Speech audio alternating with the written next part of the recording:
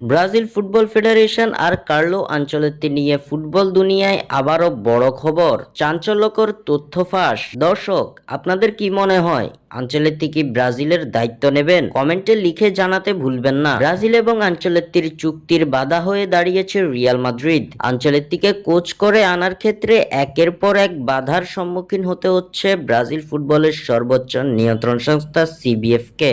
গতকাল Brazil, Ancelotti আর Real মাদ্রিদের মধ্যে হয়েছে এক গুরুত্বপূর্ণ আলোচনা।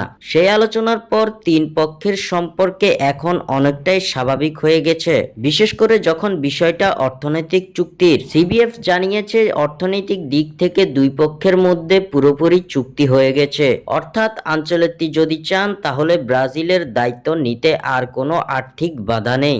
কিন্তু এখনো কিছু জটিলতা বাকি, এবং সেটা মূলত আনচেলত্তির রিয়াল মাদ্রিদকে ঘিরে। তিনি মাদ্রিদের সঙ্গে যেসব সমস্যায় আছেন সেগুলো ঠিক করে নেওয়ার জন্য তাকে কিছুটা সময় দিচ্ছে ব্রাজিল ফুটবল ফেডারেশন। তবে সতর্ক সংকেতও দিয়েছে সিবিএফ, যদি আনচেলত্তি খুব বেশি দেরি করেন বা সিদ্ধান্ত নিতে দ্বিধায় ভোগেন তাহলে এই সম্ভাবনা চিরতরে শেষ হয়ে যেতে পারে। সবচেয়ে বড় কথা হলো এখন পুরো বিষয়টা কার্লো আনচেলত্তির সিদ্ধান্তের উপর নির্ভর করছে। তিনি কি ব্রাজিলের কোচ হিসেবে নতুন অধ্যায় শুরু করবেন নাকি রিয়াল মাদ্রিদের সঙ্গেই থেকে যাবেন। আরও এমন ফুটবল আপডেট পেতে আমাদের চ্যানেল সাবস্ক্রাইব করুন আর বেল আইকন প্রেস করতে ভুলবেন না।